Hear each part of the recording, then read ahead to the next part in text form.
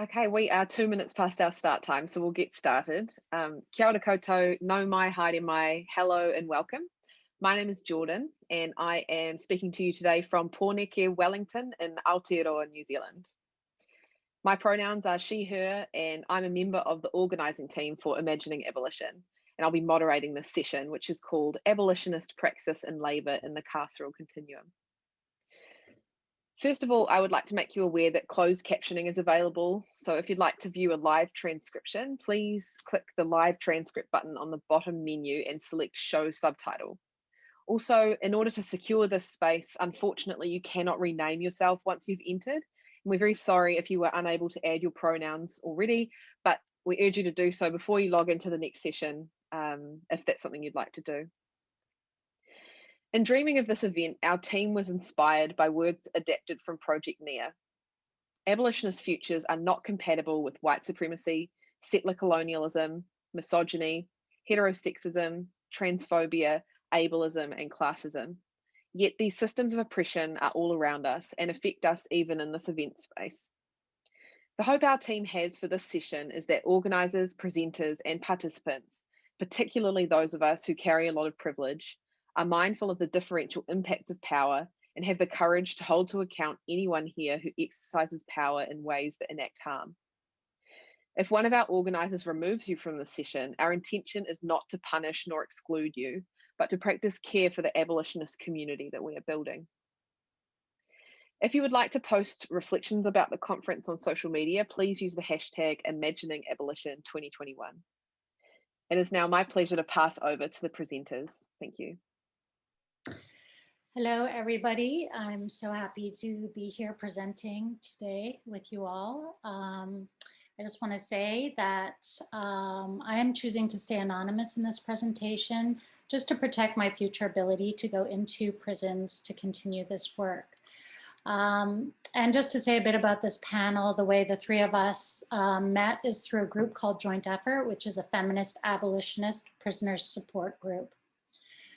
For myself, I can say that I'm a white settler of Scottish ancestry, an uninvited guest on Indigenous territory, living currently on the ancestral lands of the Wendat, Haudenosaunee, the Anishinaabe, and the Mississaugas. That's here in Toronto. I also identify as coming from a mixed class background. I grew up in poverty as a result of the downward mobility of my single mother, and also I have a work history of manual labor. I also identify as queer using she, they pronouns, and I also live with an invisible disability. And I'm here today to talk about the carceral continuum. So as somebody who has worked within communities facing the realities of institutional violence across different sites from homeless shelters and social housing to prison, I've taken up the concept of the carceral continuum that was proposed originally by Foucault to understand how intersectionally oppressed folks who fall outside the wage labor relation tend to move from one institution to another, with prison constituting sort of the penultimate model of the carceral logic. The carceral continuum arises through the advent of colonial capitalism. In the early capitalist period, alienation of common people from the land occurred in Europe with the brutal movement of enclosures. In the colonies, Indigenous lands were seized and commodified. Genocide removed Indigenous bodies, and slavery was used to profitably develop the land. White supremacy and racialized capitalism, which is what I refer to as colonial capitalism, were entrenched to support a monetary fundamentalist economic system. European migrants who were dispossessed in their own homelands allied with their uppers in the so-called New World in order to benefit from white supremacy in a new multi-ethnic, multicultural setting. Privileges such as land ownership and becoming part of a white labor aristocracy. Theft of land and its resources and the genocide of Indigenous peoples, slavery and the indentureship of Asian labor have all been executed within the letter of the law set up specifically to secure and protect colonial capitalist property rights. A law that is constantly shifting according to colonial capitalist needs. So for example, the war on drugs was a whole set of laws that brought about mass incarceration. Dispossession from the land means a severing from resources for life, and thus from sovereignty and economic agency. And so landless people are forced into the wage labor system to survive. As there are not nearly enough jobs, let alone desirable jobs, and the fact that many people are unable and or resistant to performing available wage labor, a social strata of poor, unemployable, and dependent, like so-called dependent folks, arises as a permanent feature of colonial capitalism. The social strata, to be clear, is not working class. This strata of poor people existing outside the wage relation is referred to derogatorily by Marx and Engels in the Communist Manifesto and elsewhere as the lumpen proletariat. Also keep in mind that not having an official JOB does not mean that you don't work, and that the lumpen are the global majority as wage labor is on the decline and war devastates local economies globally. It is significant to realize that lumpen liberation issues actually in many ways run counter to that of the working class, who is the primary figure of a Marxist vision of socio-political transformation. The lumpen should be understood as an intersectional category. Indigenous, Black, racialized, gendered, trans, queer, and disabled peoples are vastly overrepresented within the social strata experiencing poverty. Being an elder is also considered a category of social exclusion. Lumpen lifeways are considered transgressive and are often criminalized. Those working in sex services, criminalized substance use and trade, criminalized appropriation, what's known as theft, and various other forms of street economy. They are also considered dependent, collecting welfare or other government-issued support payments. The lumpen experience profound oppression and life-threatening trauma. The theory of bio-necropolitics tells us that we live in a society that enhances the lives of those who conform to colonial capitalism and puts at risk the lives of those who are the constitutional outside to the wage labor system. The lumpen then become fodder for warehousing in the institutional industry, that is, the carceral continuum. So Foucault offers a certain kind of institutional history, starting with the development of the prison, which in its beginnings was a catch-all for deviance and dependence. The prison was meant to be punitive, a replacement for the aristocratic system of corporal punishment and death sentence by torture.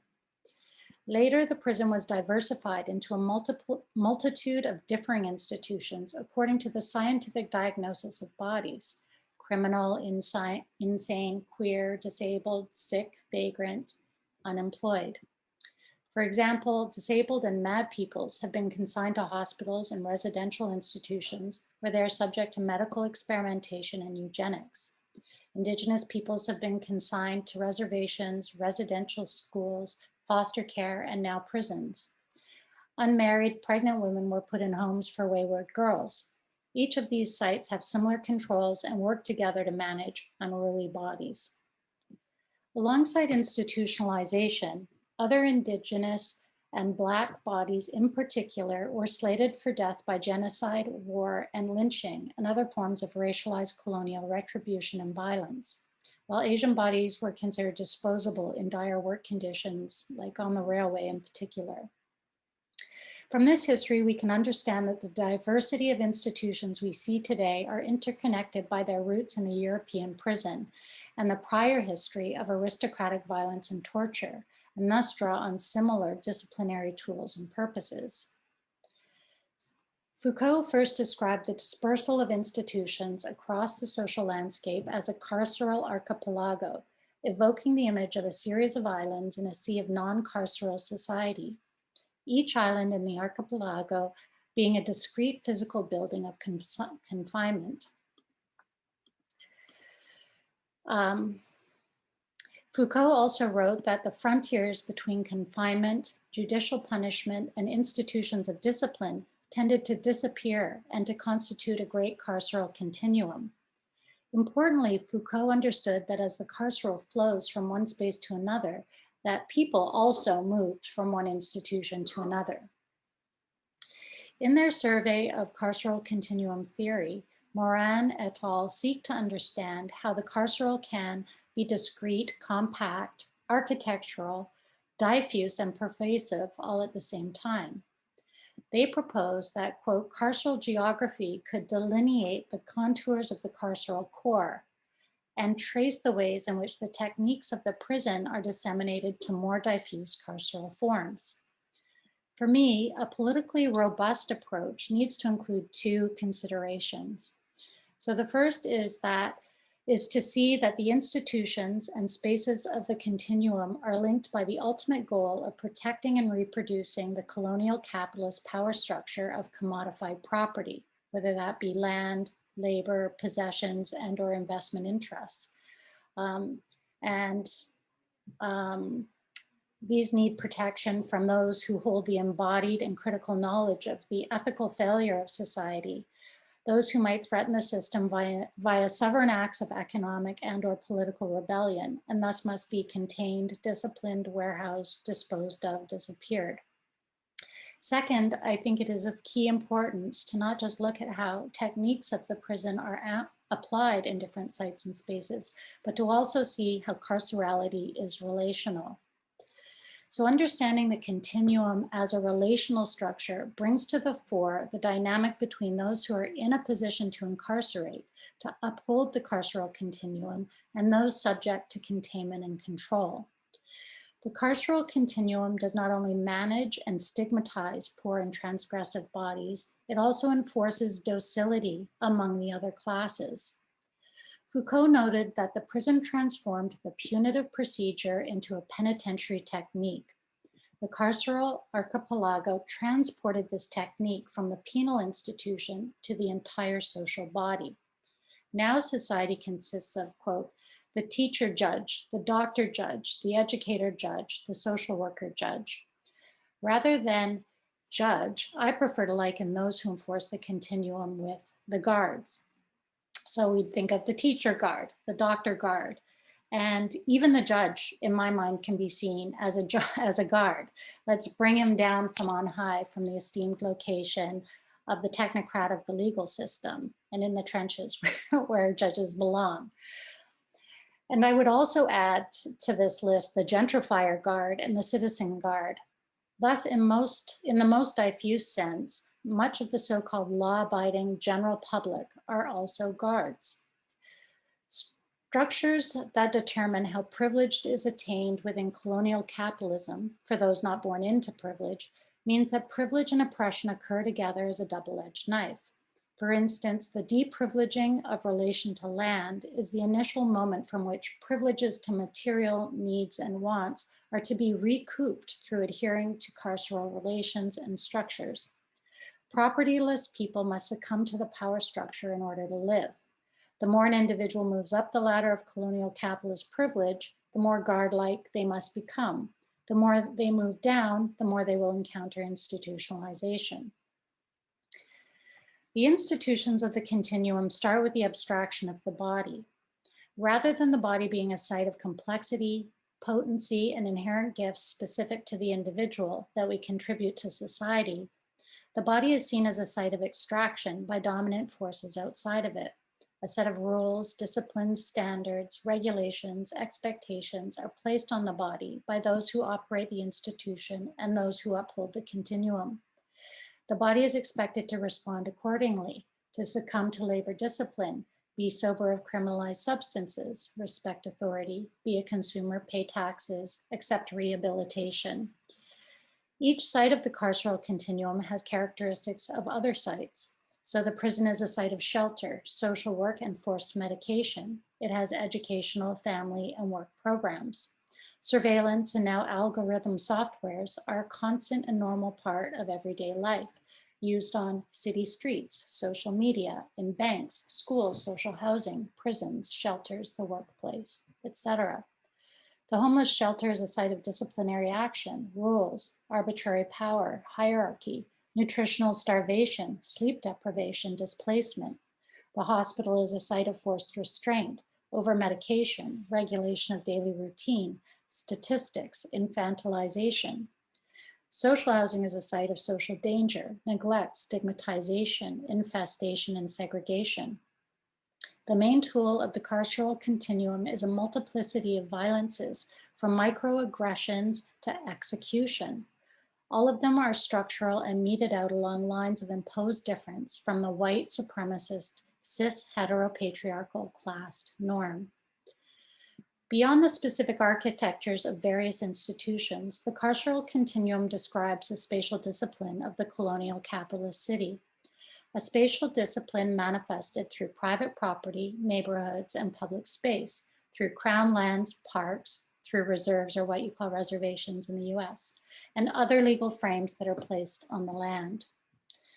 Black theorist Ronaldo Walcott says, quote, "For Black people, the police are seen as a foreign and occupying force inside as well as outside our neighborhoods.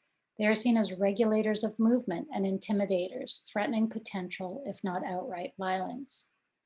Alongside the actions of police in regards to Black people, there are bylaws like the Safe Street Act here in Canada that constrain poor lives from living outdoors, loitering, panhandling, or doing squeegee work, busking outside of designated areas, and doing regular thrift sales on public property. The colonial capitalist legal system also continues to target Indigenous folks practicing and protecting their cultural ways on the lands inside and outside of their reserves, including in urban parks, on private property, on the oceans, and sites of resource extraction. Such frameworks inhibit self-determined economic, and in the case of Indigenous people, sovereign treaty relations to the abundance of the earth we live on. Moran et al. Raised the comparison between prisons and gated communities, where Mitchelson argues that, quote, "prisons are no less important to the urban fabric than our suburbs, exurbs, and gated communities that similarly orbit large cities." Moran et al. See the techniques of, quote, "gates, locks, surveillance, and armed response" as prison-like, while Lynch has pointed out synergies between the two, with both proliferating at similar rates in the United States, sharing characteristically homogeneous populations and security infrastructures, and with fear of prisons being used as an explicit sales technique for gated communities. These analyses show how the docility of the compliant population to the carceral system is linked to the incarceration of the lumpen, unwaged, and landless. There is no metaphor here. These sites are linked by a singular objective, but differ greatly in the impacts of each on the bodies they contain. Thus, the prison industrial complex is a smaller part of the larger institutional industrial complex within a generalized carceral society. I'm going to stop here. I have a section on abolition praxis, but we're going to move on to KJ and then Wendy, and then hopefully we'll have time to come back to the abolition praxis after. Thank you. Thank you. Thanks. So I am thrilled to be here, and I'm choosing to stay anonymous and hidden in this presentation because my access to the prison has been very problematic. At times, it's always tenuous. So I use she, her pronouns. I'm a white settler with Scotch, Irish, and Mennonite heritage. I'm an uninvited guest on the ancestral and the unceded lands of the Squamish, Tsleil-Waututh, and the Musqueam peoples in British Columbia. The next presentation is part of a larger paper that the three of us are in the process of working on. So we examine prison work and vocational programs in Canadian federal prisons, where prisoners are forced to work but are not considered as laborers under the Canadian Labor Code, and so they have no protection from hyper-exploitation. We put forth that there's a prison industrial complex in Canada that survives and thrives on low-cost prison labor programs that prisoners liken to indentured labor. We also draw attention to what amounts to a kind of gaslighting that enables CORCAN, which is a program of Correctional Services Canada that provides employment and training, to have maximum control with no obligation towards workers' rights. So we examine the recent court case called Guérin versus Canada and adopt the central argument of its plaintiffs. that while work is framed as only programs by CSC or Corrections Canada, prisoners do indeed need the protection of the Canadian Labour Code. Prisoners do work for pay, and current prison pay is inadequate, as is evidenced by the costs of food, canteen, toiletries, and phone cards. While in this paper we talk about pay, we do not mean it in the sense of wages paid according to the labor standards, because CORCAN and the government don't acknowledge prisoners as wage laborers with rights under the Labor Code. Instead, we use pay to refer to the scant allowance that prisoners receive for the work they do, which is construed as program participation and not wage labor, even though it's indistinguishable from what is understood as wage labor society-wide. So we add to the argument that the low pay of prisoners props up the prison system and supports the Canadian prison industrial complex. By way of a little bit of history, prisoner labor has always been important to the operations of prisons. During the late 19th and early 20th centuries, the construction of penitentiaries was rapid, and it was prison labor that built the prisons and fed a prison industry. This was considered as integral to the operation of a penitentiary, both for punishment and rehabilitation. These penitentiaries had space for inmate workshops and farms that provided work for prisoners and supplied food. In particular, the Kingston Penitentiary in Ontario, which was completed in 1853, was built totally with prisoner labor. And the surrounding area then became an industrial center. So shops employed inmates in industries, including farming, carpentry, machine shops, auto repair, stone cutting, shoemaking, and printing, which was then sold to private businesses. Female convicts, on the other hand, engaged in needlework. Opposition to these prison industries grew because of the loss of business that cheaper convict labor created. And this is consistent today with a Financial Post news article stating that CORCAN put subsidized goods made with below market labor costs in competition with the private sector, puts taxpayers on the hook for a government-run business venture that posts a loss most years, and puts public safety at risk by releasing offenders into the community with limited resources. So Canadian penitentiaries were forced to stop competing with private businesses and to sell products to a narrower set of clients. The academic Zatz writes, prison labor generally is understood as separate from, though perhaps complementary to, the labor market. And at the same time, incarceration can be seen as removing unwanted competition from the labor market, while also transforming that labor so that it can be extracted through prison labor. Institutions are industries in their own right, where the bodies of the prisoners contribute to the production of the value in a variety of ways. Critical resistance defines the prison industrial complex as the overlapping interests of government and industry that use surveillance, policing, and imprisonment as solutions to economic, social, and political problems. And this makes prisons seem inevitable.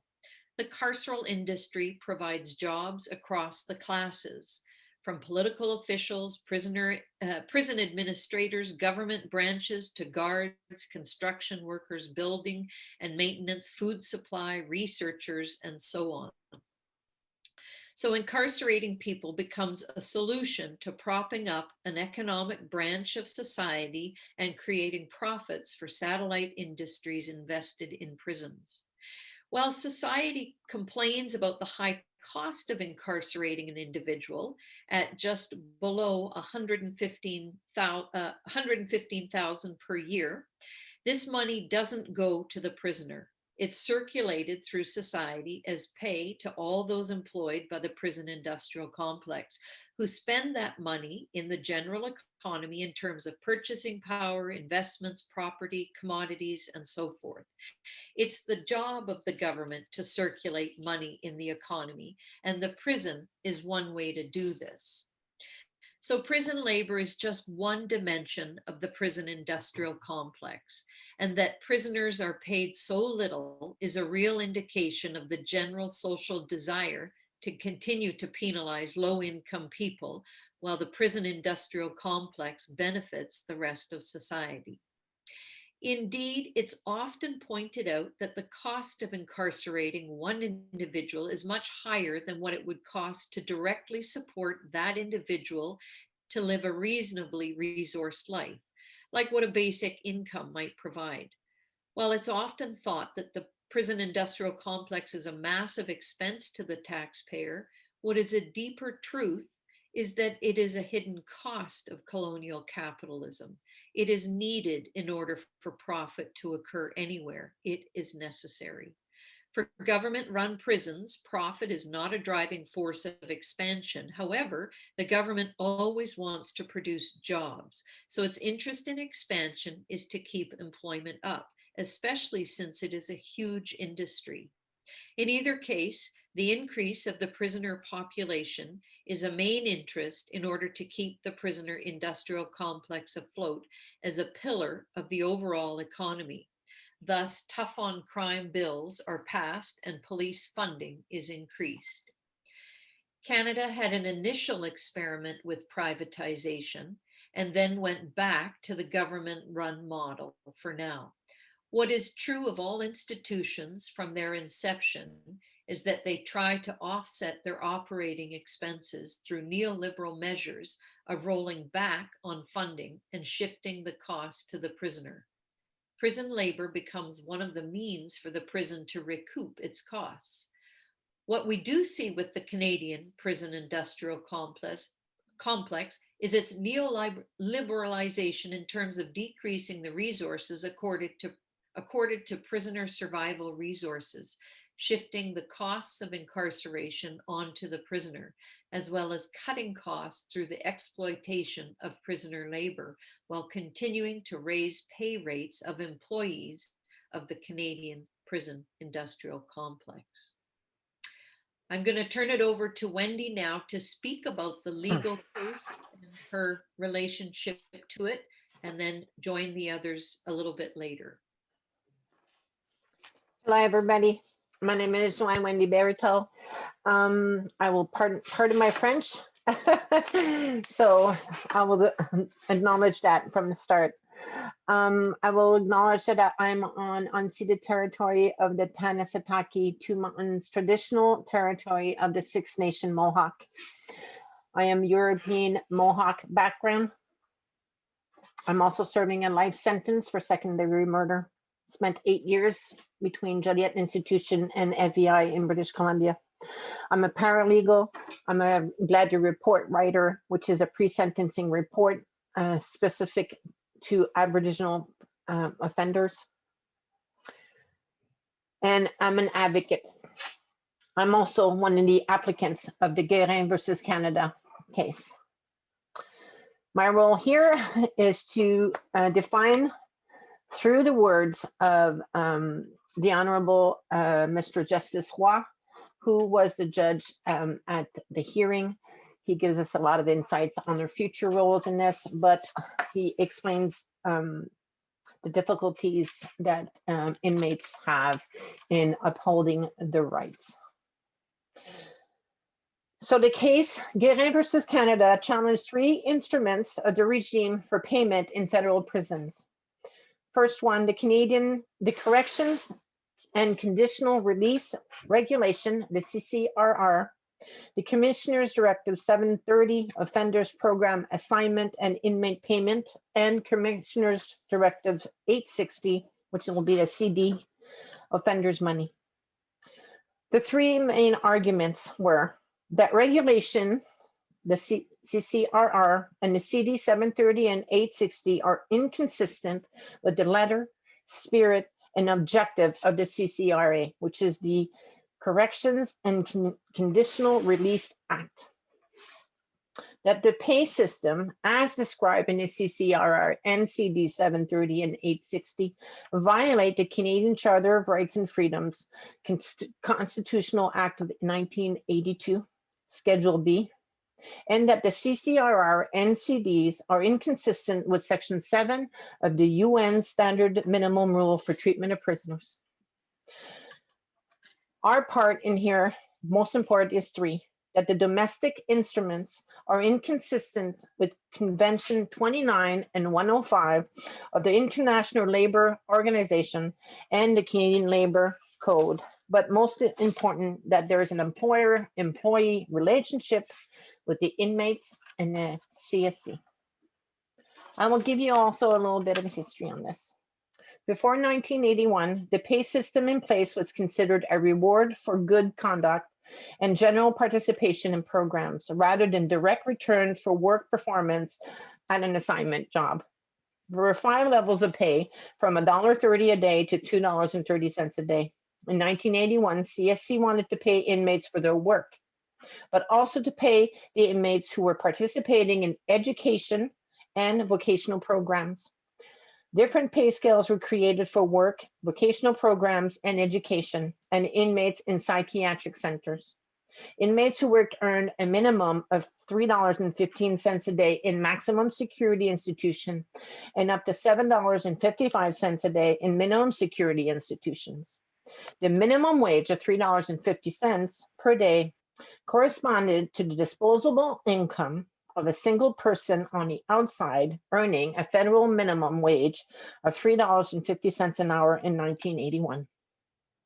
In 1992, the Parliament adopted Section 78(1) of the CCRA, establishing a correspondence between payment and participation in CSC programs and social reintegration program. This was CSC's move from payment for work performance to payment to participation in a program and reintegration.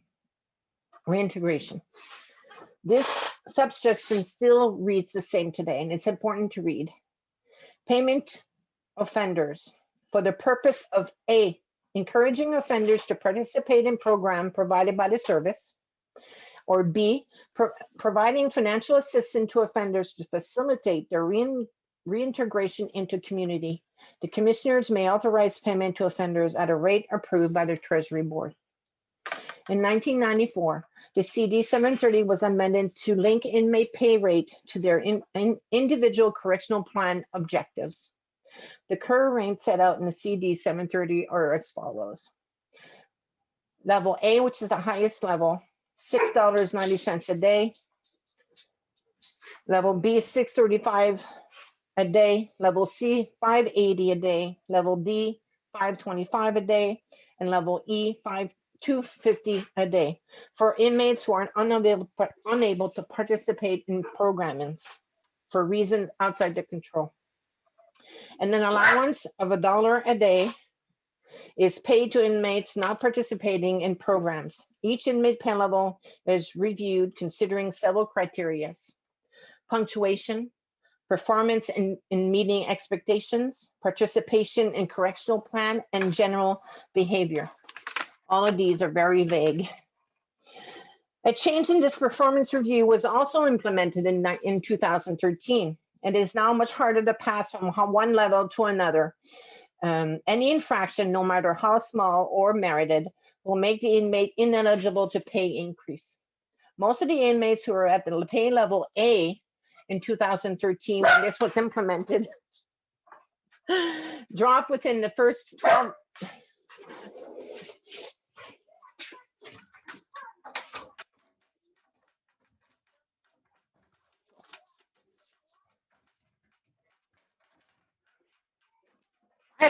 I apologize. Okay, so they dropped within the first 12 months. They all dropped to level B. Most jobs available fall into 2 categories. Some jobs are directly related to institutions, such as canteen, cleaning, kitchen duties, library maintenance, or even inmate representation. There are also thousands of offenders participating in CORCA programming. The fact that base pay has remained constant over time has diminished purchasing power. This has been criticized by the correctional investigator in a 2005-2006 report. The correctional investigator noted that per diem amount per week and participation in program had not changed or risen in close to 20 years. The canteen basket that cost in 1981 $8.49 now costs in 2006 $61.59. The investigator concluded that the per diem amount for per 4 week and programs were insufficient and recommended that they be increased immediately. The applicants also argued that pay was significantly reduced in 2013. These measures reduced pay by 30% in total. These measures were implemented through modification of a few instruments.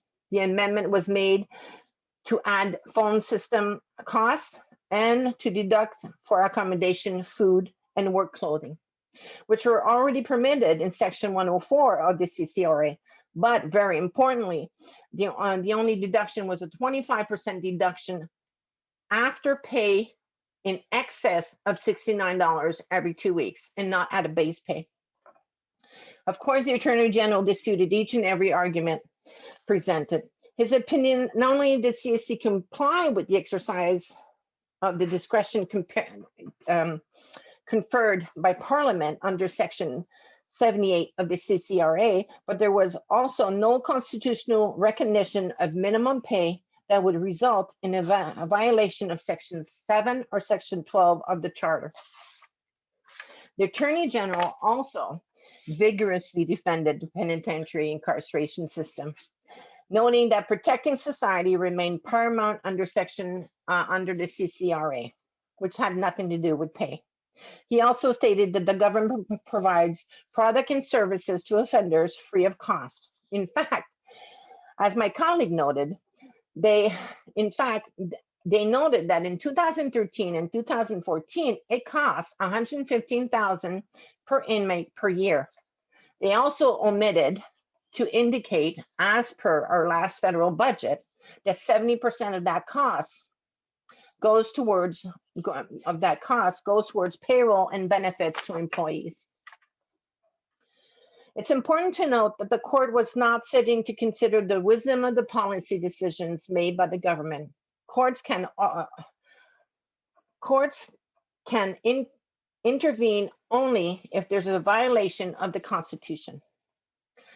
I will not go through Part A or Part B of our case as it does not pertain to our scope. But the third part, do inmates perform their work under employer-employee relationship and thus triggering the application of the Canadian Labor Code, Section 167 of the Code, Part 3. According to Section 164 of the Code that determines the case in which Part 3 can be applied, Paragraph 167-1-D excludes departments named in Schedule 1.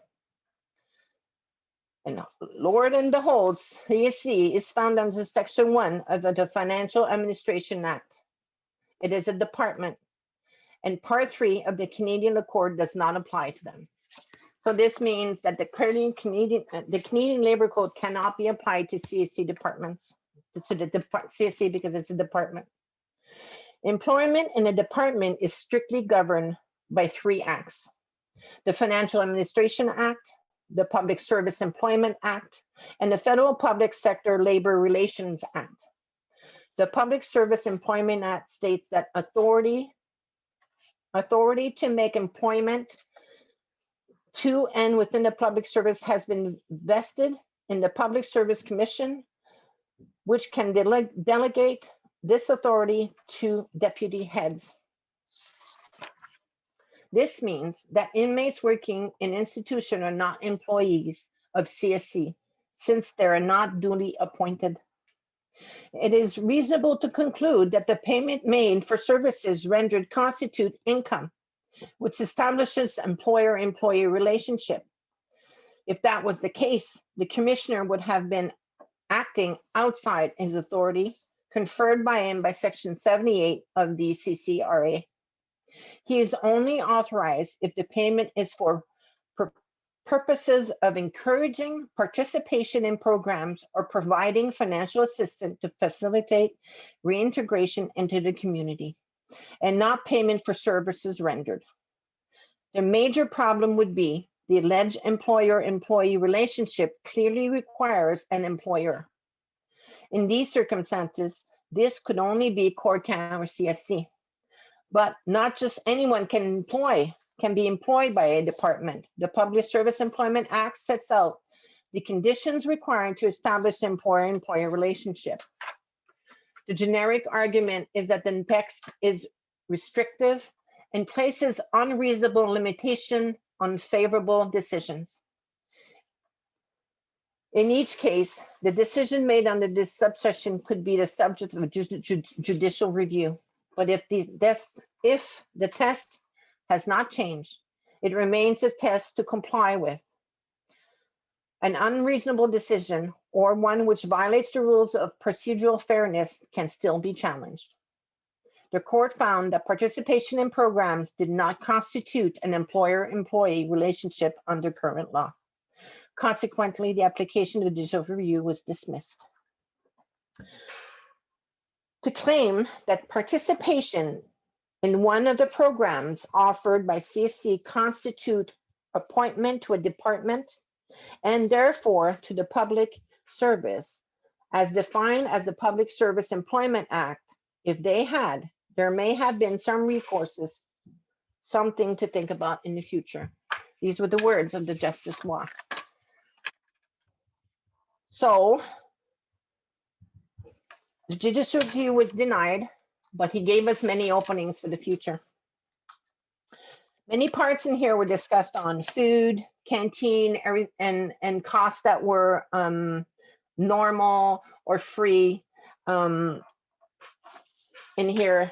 And the Attorney General specified that inmates were fed, they were clothed, that the amount of per diem they were receiving for participation in programming was adequate. Correctional investigators stated that it was not. Food was adequate. Correctional investigators stated that the food services right now in their last report, the 2018-2019 was inadequate. Right now, food is used as a bartering tool because when inmates don't have enough food, so they need their wages to supplement their food. The new catalog system that was implemented for purchases for prisoners are high in cost. Canteen, as we stated, are high also. So that was the end of my part. Thanks, Wendy. Do you want to just say a bit about the relevance of the work programs from inside as to how, when people get out, like Well, they consider, and what the key point here is programming for reintegration into society, okay? So, and they use CORCAN as a state that inmates are being trained well, actually, they are being trained for low income work on the outside, but a lot of the work is furniture building and sewing, a lot of it for women for sewing. And as we know, there's not a lot of sewing left in Canada. They're all in India or in China. They've been exported. So even if women spend 5-6 years sewing at CORCAN, I mean, they're practically, they won't be getting a job as sewing when they get out most of the time on the outside. So the reintegration into society, when they say that they're training people to work on the outside, is I don't want to say ludicrous, but very, very close to ludicrous. So when they tell me that a life sentence that's been working at CSC for 17 years is still working in a program for reinsertion into society, I find is ludicrous in a sense, right? There's no obligation to work, so a lot of the people that don't work don't necessarily work, and the people that do work are the people that would have been working in the first place anyways, most of the time. So yeah. And providing money for reinsertion. I mean, at $5 a day, people are usually coming out with their minimum of $80. So there's no help there when you get on the end. That $80 is not going anywhere. It's not helping you at all. Wendy, can I ask, when you talk about programs, you also, this is part of the rehabilitation idea. Yeah. Can you speak a little bit to this notion of rehabilitation that we're trying to pull apart? And well, what they consider as rehabilitation is being able to get up in the morning and going to your job on time, and having a standard of living as per the outside, like getting up in the morning, going to work, and doing all that. For them, that's what they call rehabilitation. Is learning. Basically, they're programming you to be a good worker, a good little worker, right? 9-to-5 job. Don't think too much. Do what you're told. Be there on time. You can't even have sick leave. If you, I mean, at sometimes you can request to have a day off before you're sick, and that'll be in your correctional plan, or reports right away saying that you missed a day's work. So there's no rehabilitation per se in that. And like I said, it's you go to work voluntarily. So nothing is forced, nothing is taught. So I don't know if we want to open it up to questions now from people who are listening. Feel free to unmute and jump in or type something in the chat.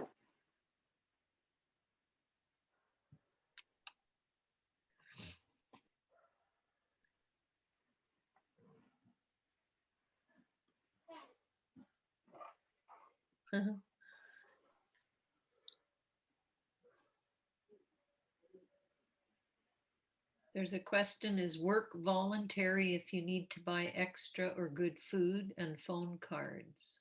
Okay, so yes, work is voluntary. Nothing stops family members from sending you money also. Men and women's institution are very different. Women cook their food, so they shop. They have a grocery every week. Yeah, you're given between, depending on the institution, $35 to $42 a week to purchase food.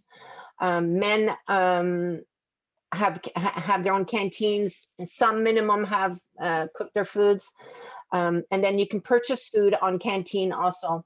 And this is where the subsidies in food goes, especially in men, because they're not cooking their food, their canteen food, and the reduction in the portions of food is actually quite significant. A lot of the men, they train burly men, don't eat much. They will subsidize their food through their canteen purchases.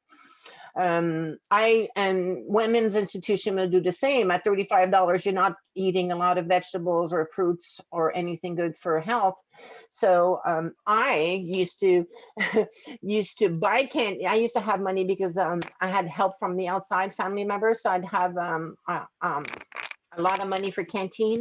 So we used to buy canteen for somebody else that didn't necessarily want to buy more healthy foods, and wanted more canteen and didn't have the money for it. So they would purchase, I would purchase, let's say, $10 or $15 a canteen for them, and then in return they would give me $10 or $15 on my grocery food so I could buy more food, fruits and vegetables.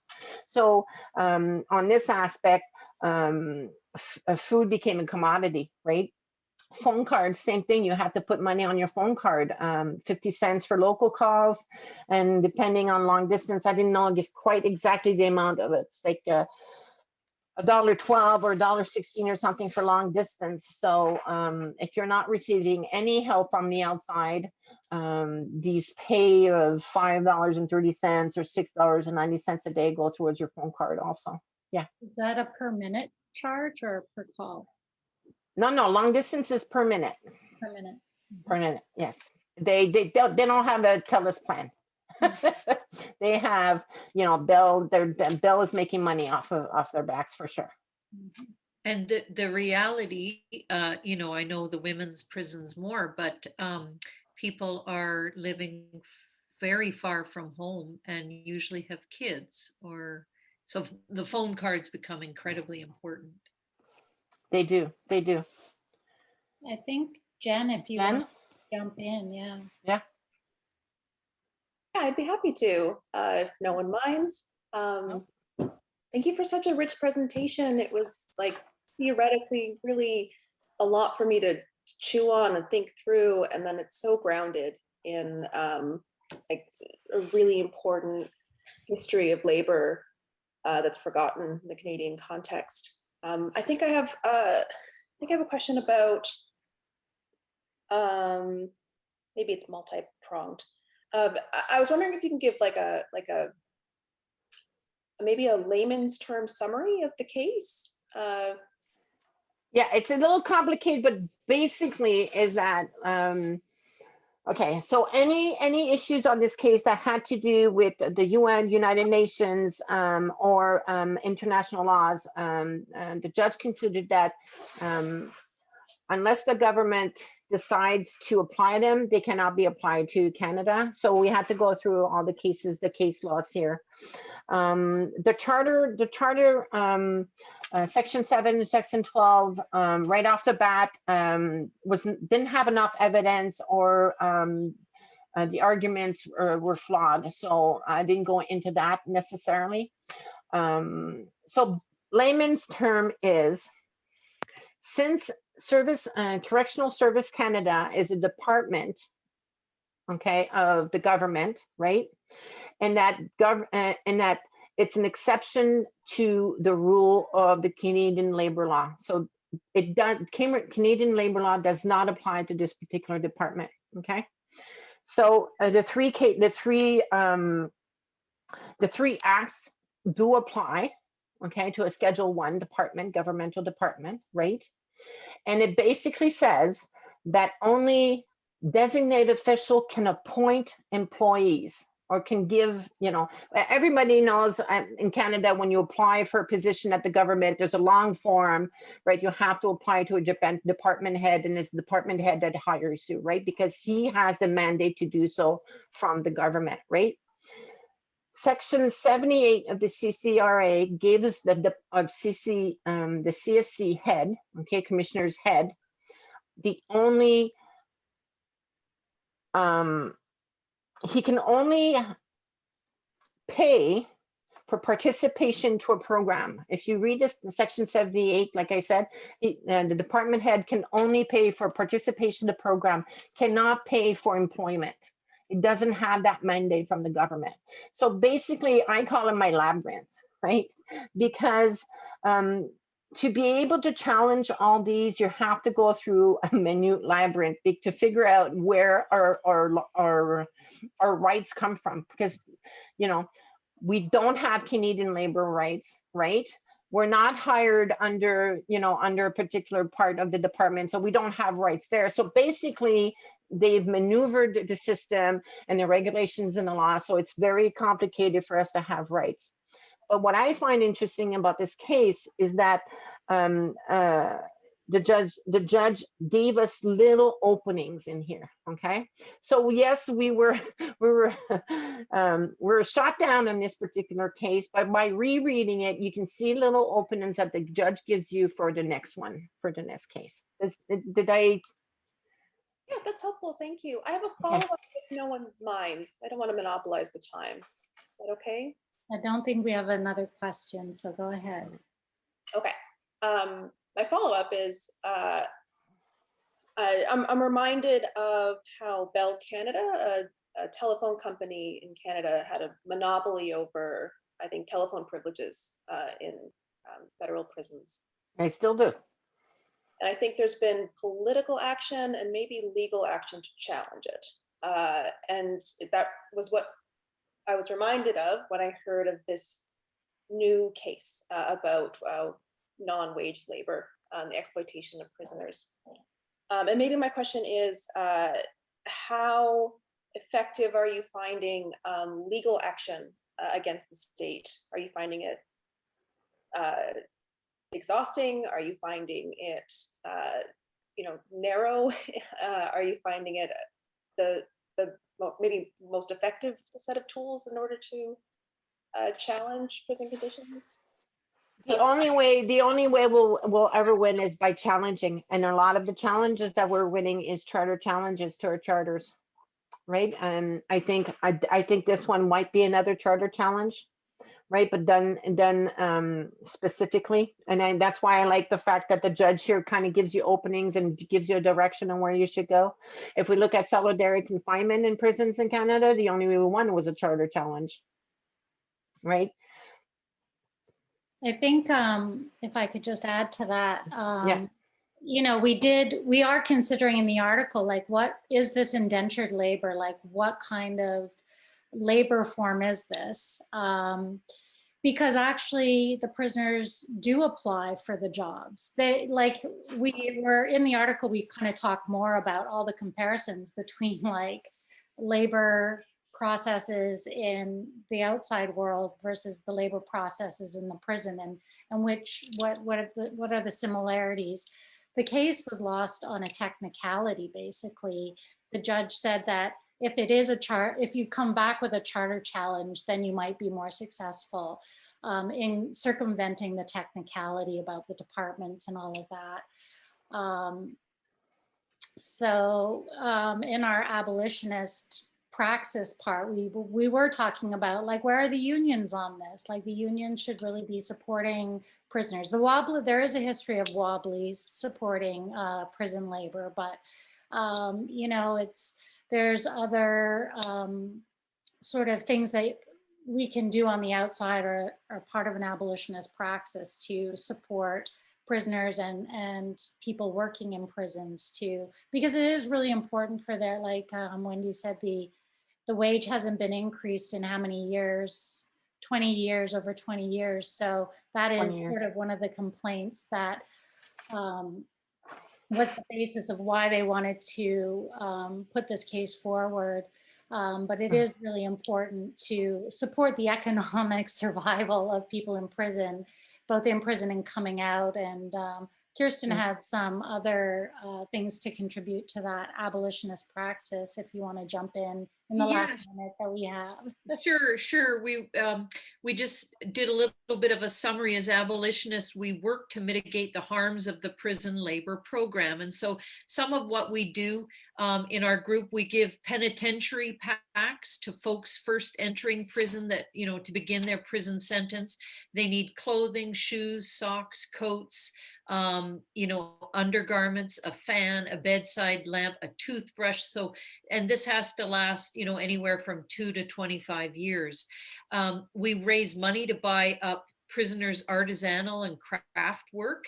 And this puts money into the hands of prisoners for phone cards, for food.